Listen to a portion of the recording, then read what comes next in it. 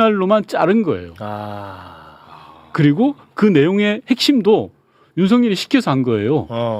나는 그냥 있었는데 그렇죠. 윤석열이 갑자기 불러서 이거 지시를 했어요. 예. 그래서 난 이걸 그냥 한 것뿐이에요. 라고 꼬리 자르기를 하는 거예요. 소위 말해서 역으로. 역으로 사실 이 머리 자르기야 예. 사실은. 머리가 아니라. 그렇죠. 이 윤석열이 나 화를 냈으면 좋겠어. 그래서 얘 다 폭로했으면 좋겠어. 윤석열이가. 아마 김태호도 이제 하나하나 나올 겁니다. 김태호가 워낙 나쁜 짓들을 많이 했기 때문에요. 그러니까 이 핵심이거든요. 그럼요. 그런 거에 비해서는 이거 솔직히 조금 잔바리 같아요. 그럼요. 예, 뭐 너무나 무궁무진한데요. 여기 네. 조금 이따 출연하실 박지원 원장을 없는 죄를 억지로 만들어서 간첩 리스트에 들어가 있었고. 했고 서해 공무원 사건을 공무원. 말아 넣었던 말아넣었지. 것도 김태호예요. 와. 한두 건이 아닙니다. 김태호가. 와. 근데 김태호가 이거 보면은요.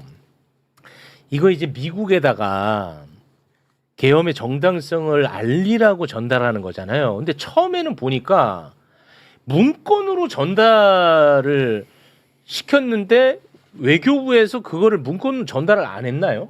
아닙니다. 그 김태호가 불러줬다는 거고요. 정확하게. 불러준 거예요, 입으로. 예, 불러줬. 조금 전에 그러니까 김태호는 그러면 물증을 안 남기려고 불러준 건가? 그럴 수도 있죠. 그럴 가능성도 있는 거죠. 왜냐면 알리바이까지도 네. 만들어 놓은 사람이거든.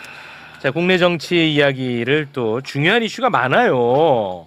예, 지금부터 좀 다뤄야 됩니다. 집중. 집중. 자, 집중. 정신 차려야 될 것 같아요. 정신 차립니다. 정신 차려서 갑니다. 자, 워낙 또 귀한 시간 내서 나와주신 두 분이 있습니다. 두 분 좀 빠르게 만나보도록 하겠습니다. 먼저 민주당 윤건영 의원님 박수로 모시겠습니다. 안녕하세요. 네, 구로울의 윤건영입니다. 네, 고맙습니다.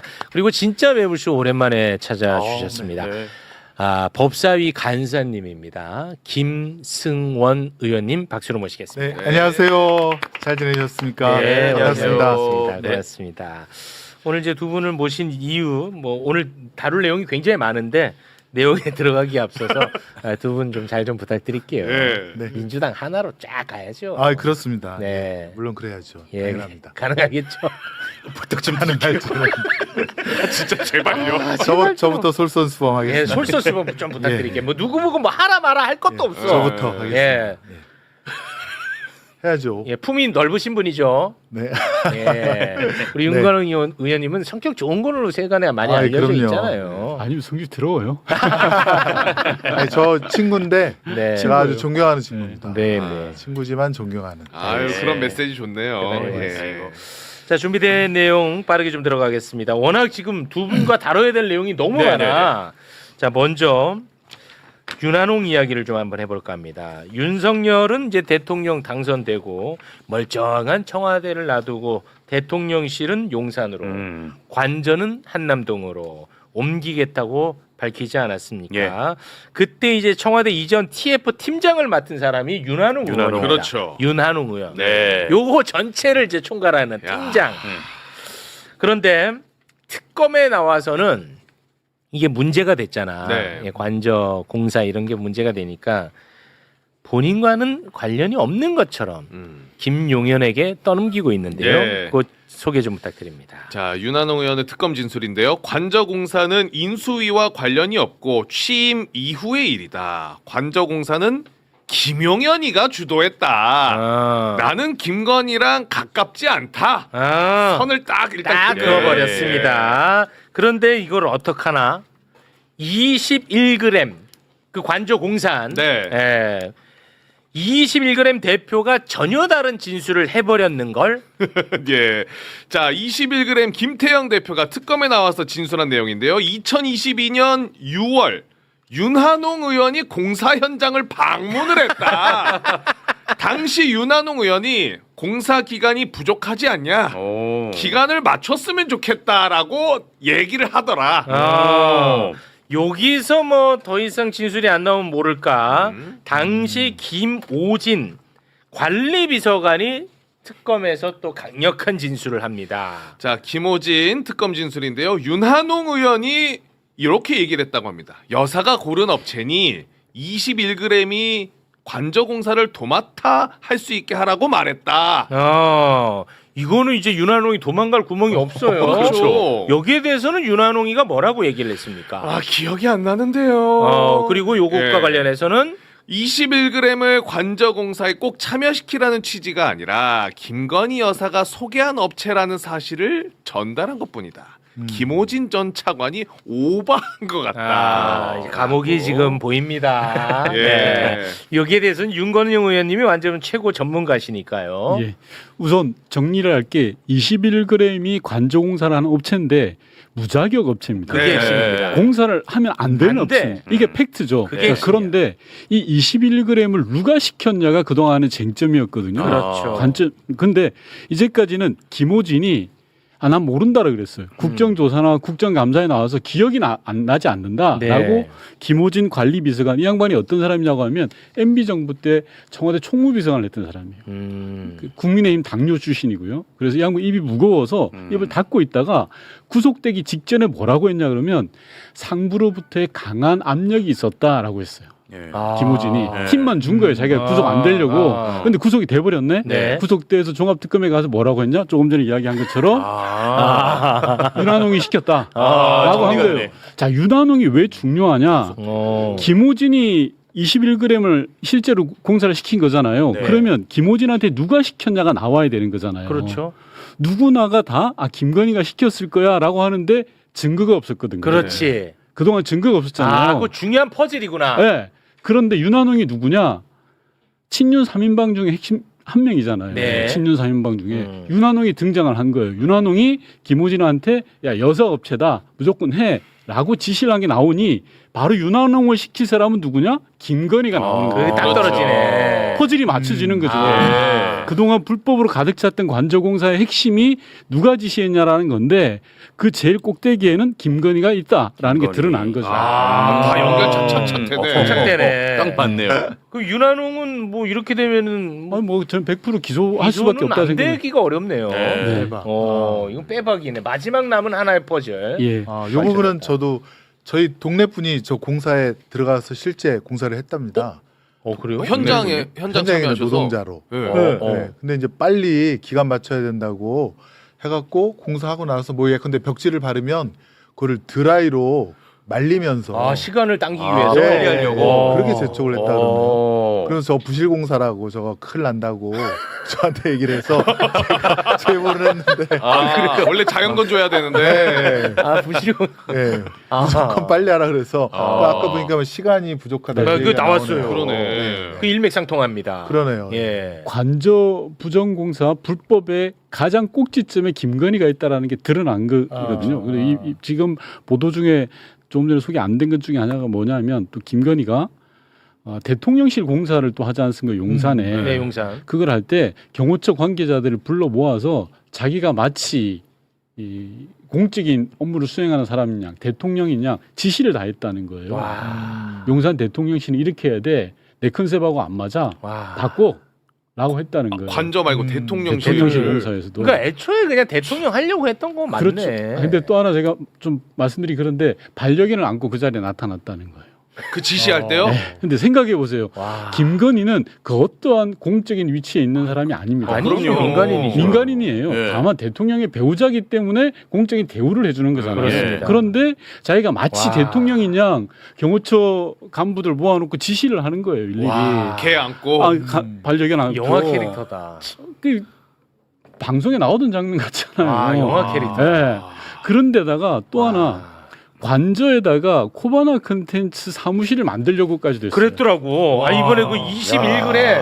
관계자 그 얘기를 했어. 아니 관저에다가 코바나 콘텐츠 사무실을 만들려고 했어. 그거 소개 좀 해주세요. 21g 관계자의 특검 진술입니다. 와. 관저 업무동에 코바나 컨텐츠 사무실을 준비를 했고 설치될 공간도 마련을 했었다.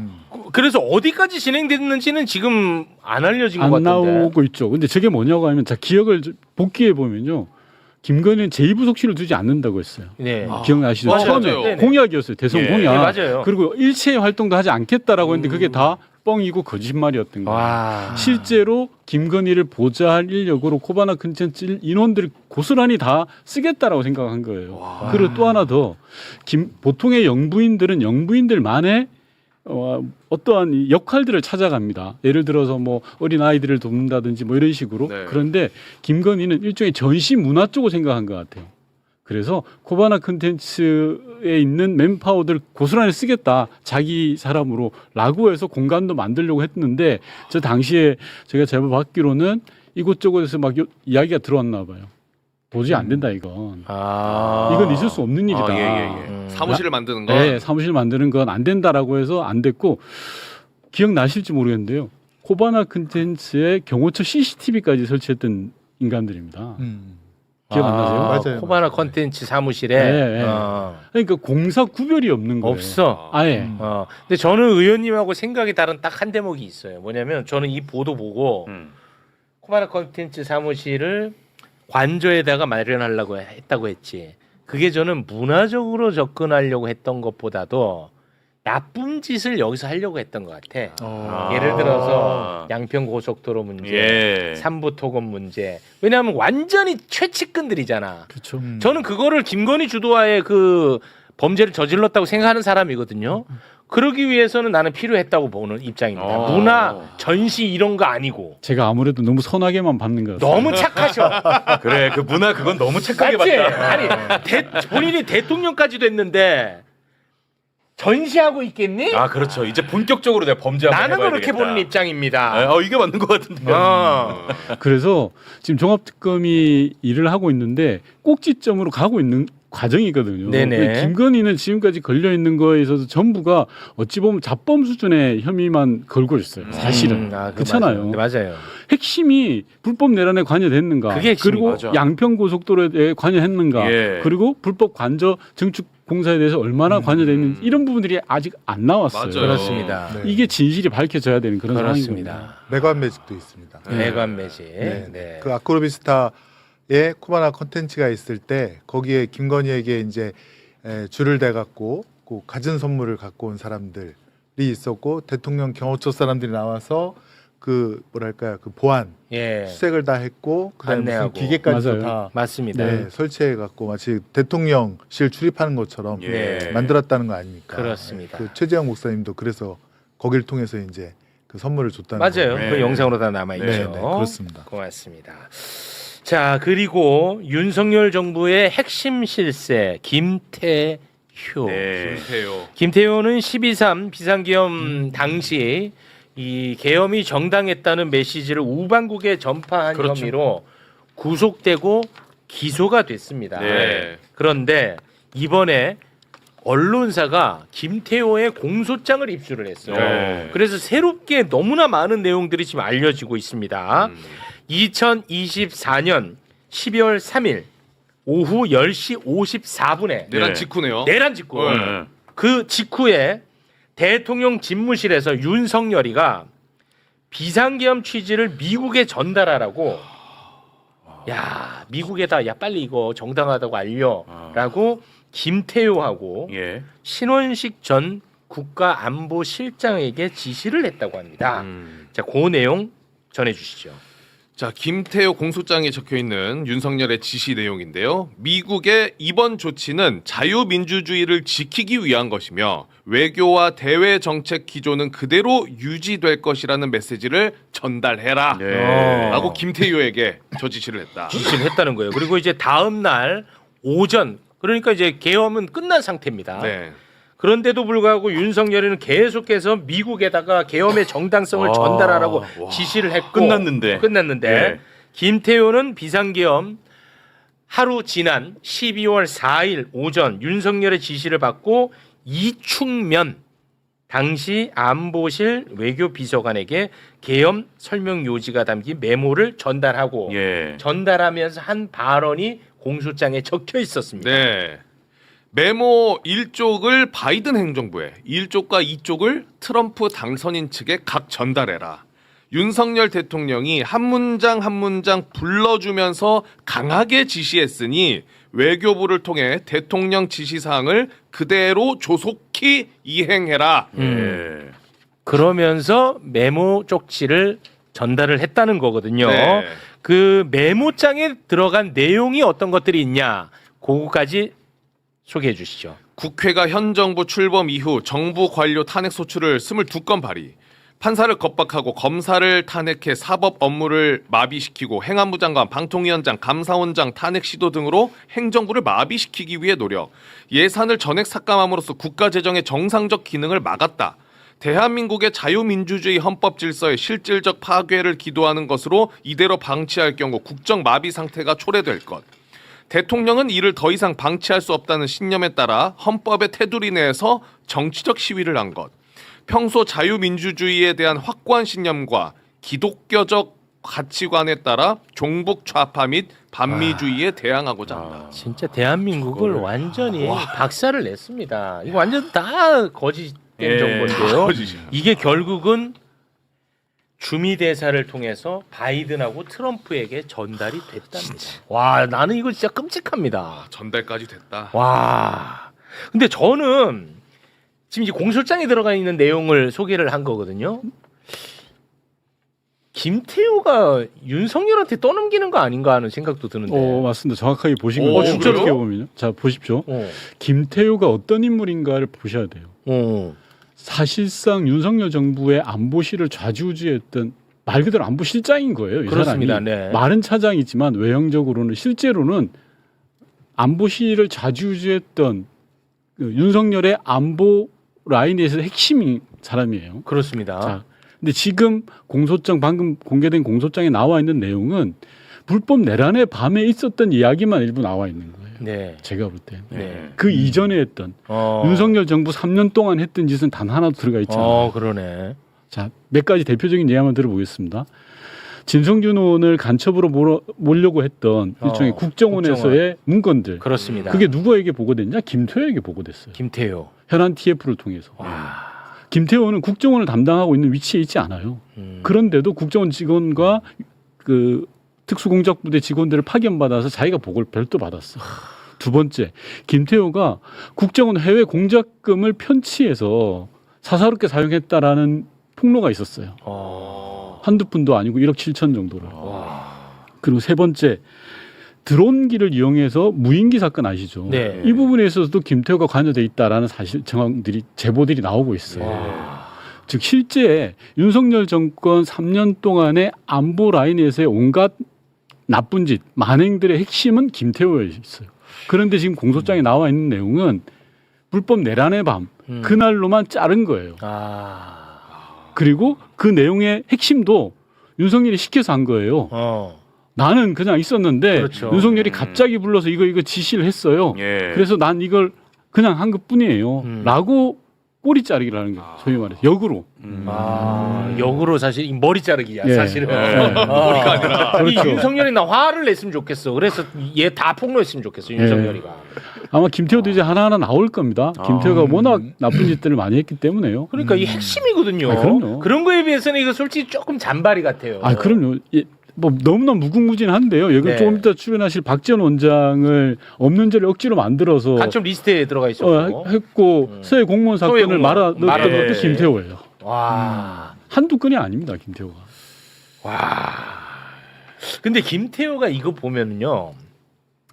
이거 이제 미국에다가 계엄의 정당성을 알리라고 전달하는 거잖아요. 근데 처음에는 보니까 문건으로 전달을 시켰는데 외교부에서 그거를 문건으로 전달을 안 했나요?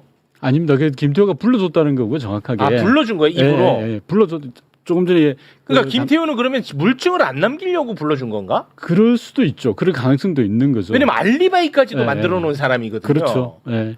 그럴 개연성도 있다고 봐요. 뭔가 좀 꼼꼼한 느낌이 그리고 들어서. 기본적으로 아까 시간을 우리 체육 진행자께서 이야기했는데 54분에 10시 54분. 10시 54분에 윤석열이 정신없죠. 지시를 했고 예. 11시 몇 분에 바로 김태호가 다음 단계로 넘어갔다는 거잖아요. 그렇습니다. 그렇게 빨리 될 수가 없어요. 한번 합리적 의심을 가져보세요. 저는 김태호가 그 이전부터 알았다고 생각하는 사람 중에 한 명입니다. 10시 54분이 아니라 그 이전부터 내란을 어떻게 모르겠습니까? 안보실의 핵심 포함인데 네, 그러니까. 군이 말이 안 움직이고 되지. 사령관들이 움직이는 걸 어떻게 생각해보세요. 예를 들어서 방첩사령관이 자기가 살기 위해서라도 김태호한테 미리 이야기했을 거예요. 대통령이 저를 이렇게 보자고 하는데요. 이런 식으로라도 그렇지 않겠습니까? 그럴 것 같아요. 네. 그래서 김태호가 사전에 몰랐을 리는 저는 없다라고 생각합니다. 그래서 아까 10시 54분 이야기한 것도 말씀하신 대로 머리 자르기예요. 당일날로. 알겠습니다. 자, 저희가 이거 네. 종합특검법을 개정하면서 30일을 더 수사할 수 있게 하고 또 국방부를 포함한 인력을 20명 더 추가 요청할 수 있도록 이렇게 만들었는데요. 네. 그다음에 이제 거기에 주체에 김건희뿐만 아니라 윤석열도 들어갈 수 있도록 하고 그다음에 증거인멸죄 등 죄도 몇 가지 명확하게 추가를 했습니다. 근데 이제 국민의힘은 이제 필리버스터를 해서 반대를 한 거죠. 통과하고 맞습니다. 싶게 반대를 했는데 이제 종합특검 보면 이제 점점 핵심으로 다가가고 있다 그런 네. 생각이 들고 이제 김태효를 비롯해서 하나둘씩 이제 나오기 시작하더라고요. 그래서 좀 더 국민 여러분께서도 또 최고위원께서도 관심을 가져야 갖고 돼. 맞아요. 계속 수사의 어떤 예. 성과랄까 핵심에 대해서 예. 알려도 좀 주셨으면 좋겠어요. 알겠습니다. 자, 이번에는 이제 김승훈 의원님이 맹활약을 해주셔야 될 부분입니다. 검찰 개혁 관련해서 이재명 대통령이 이제 해외 순방을 마치고 이제 귀국을 했습니다. 그리고 이제 오늘 화요일이니까 국무회의를 열었는데 국무회의에서 형사소송법 개정안 국회 통과와 관련한 입장을 밝혔거든요. 관련한 부분 저희가 영상으로 준비했습니다. 이어폰을 좀 착용을 해주시고 함께 보겠습니다.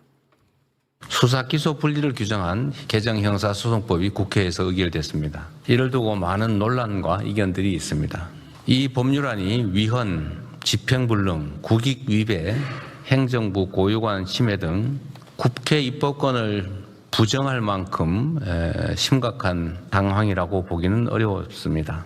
지금 상태로는 입법권을 부정할 정도에 이른다고 보기가 참 어렵습니다. 지난 수십 년 동안 검찰은 수사부터 기소, 영장 청구 등 형사사법 체계 전반에 걸쳐서 매우 과대하고 집중된 권한을 행사해 왔습니다. 이 같은 비정상적 형사사법 시스템 하에서 검찰 내의 일부 집단은 기소를 위해서 수사할 수 있다라는 이 권한을 무소불위로 악용하며 있는 사건을 덮거나 누군가를 정해놓고 처벌하기 위해 별건 수사, 먼지털이 표적 수사를 관행처럼 되풀이해 왔습니다. 수사 기소 분리는 이러한 비정상적 형사사법 시스템을 정상화하는 첫 출발입니다.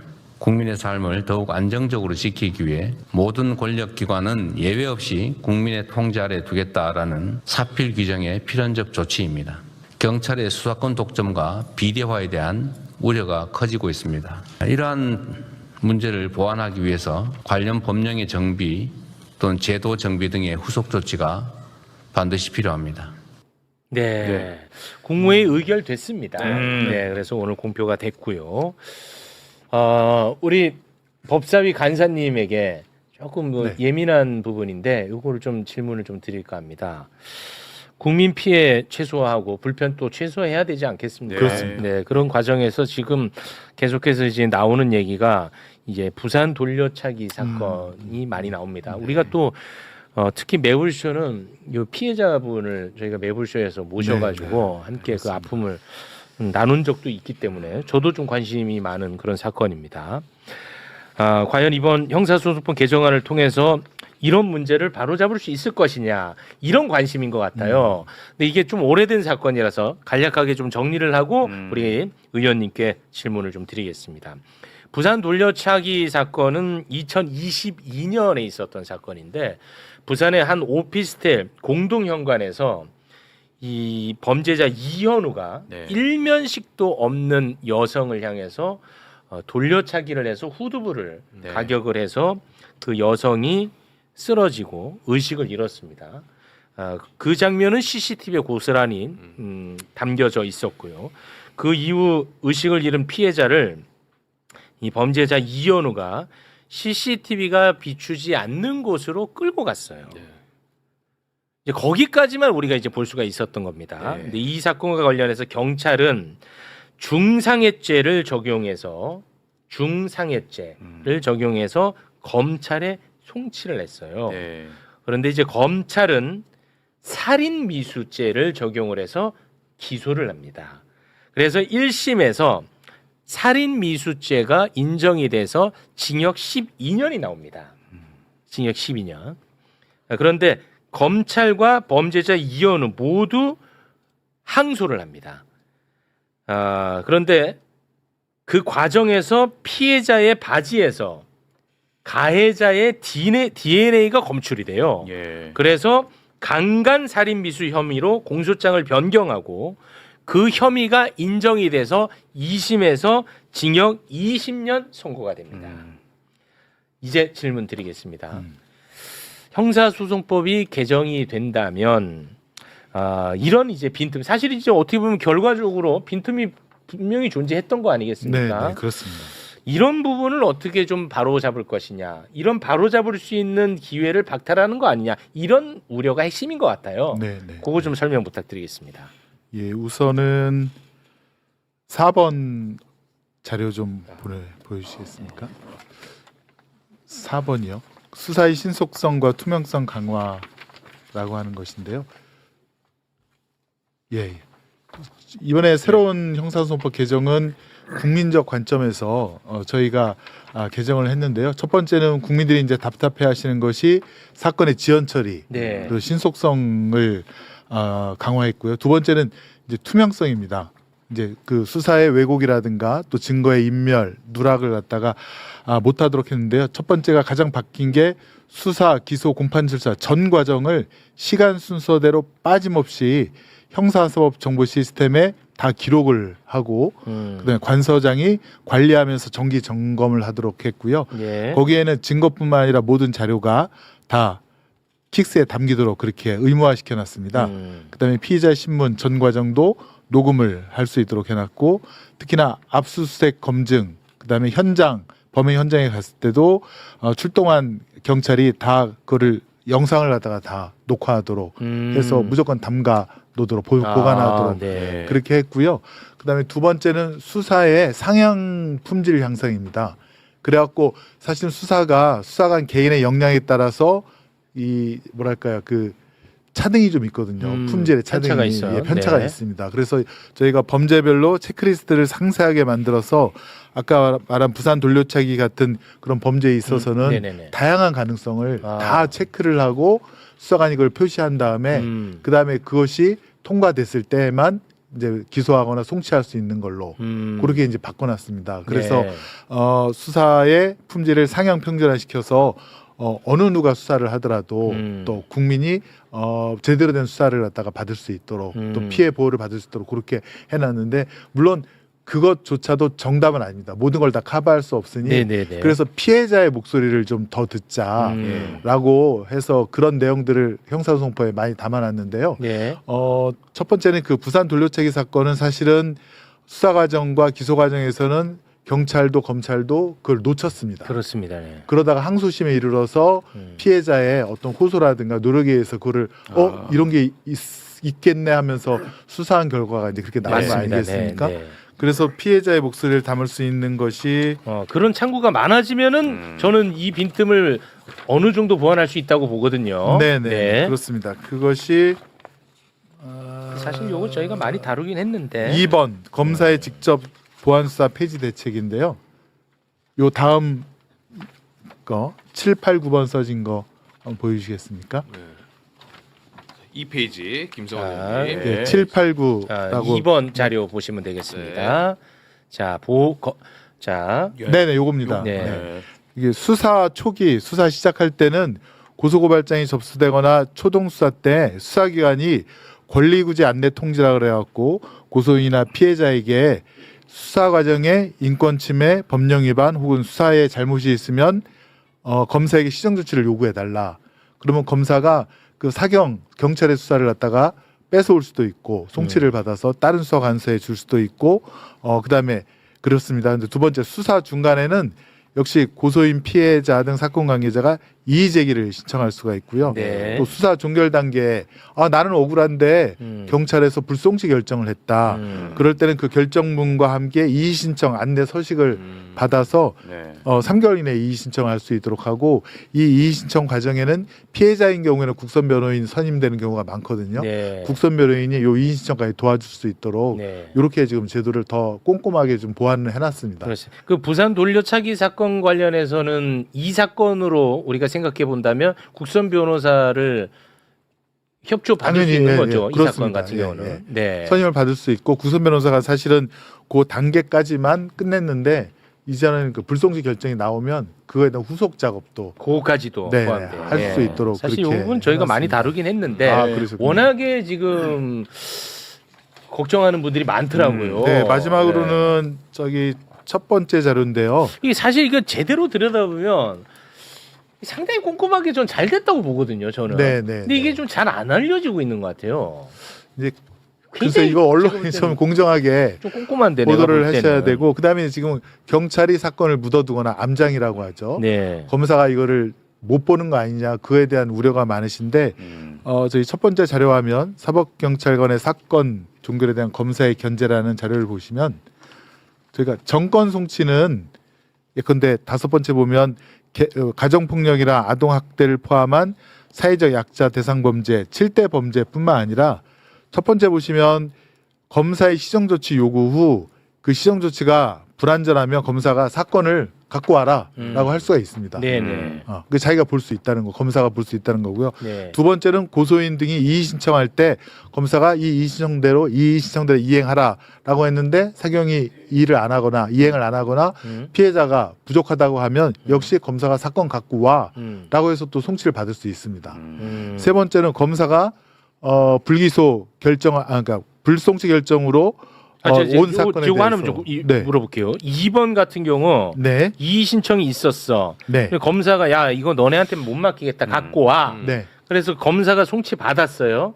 그 다음에는 어떻게 되는 거예요? 상급 수사관서나 아니면 중수청으로 보낼 수가 있는데요. 요거를 이제 네, 네. 중수청이라든지 네, 네. 완전히 다른 상급 곳으로. 기관에 보낼 네, 수가 네, 있는 거죠. 네, 네. 근데 이제 저희가 어쨌건 사법경찰관이나 검사나 다 어떤 수사를 갖다가 오남용하거나 왜곡시킬 수 있는 가능성이 있기 때문에 그렇습니다. 네. 그래서 저희가 수사 과정의 전 것을 다 기록화하고 전자화시켜서 다 사후에라도 언제든 검증을 받을 수 있도록 하고 네. 이번에 저희가 올해 또 법 왜곡죄를 통과시키지 않았습니까? 그렇습니다.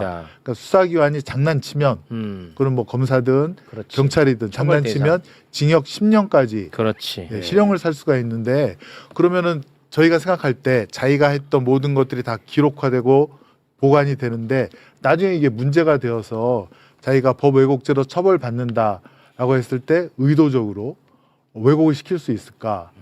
저는 공무원이라면 못하지 않을까라는 네. 그런 생각, 그렇습니다. 기대를 하게 됩니다. 그래서 어쨌건 이제 10월 1일부터 잘 운영될 수 있도록 저희 법사위에서 더 꼼꼼하게 그렇습니다. 체크하고 네. 인력도 보강하고 네. 또 피해자의 저희가 이제 또 TF를 만들지 않습니까? 사회적 약자분들의 목소리를 이것보다 더 담을 수 있는 TF를 만들어서 10월 6일까지는 계속 네, 사회자 TF를 약자분들과 만드는 거예요? 만든 거예요?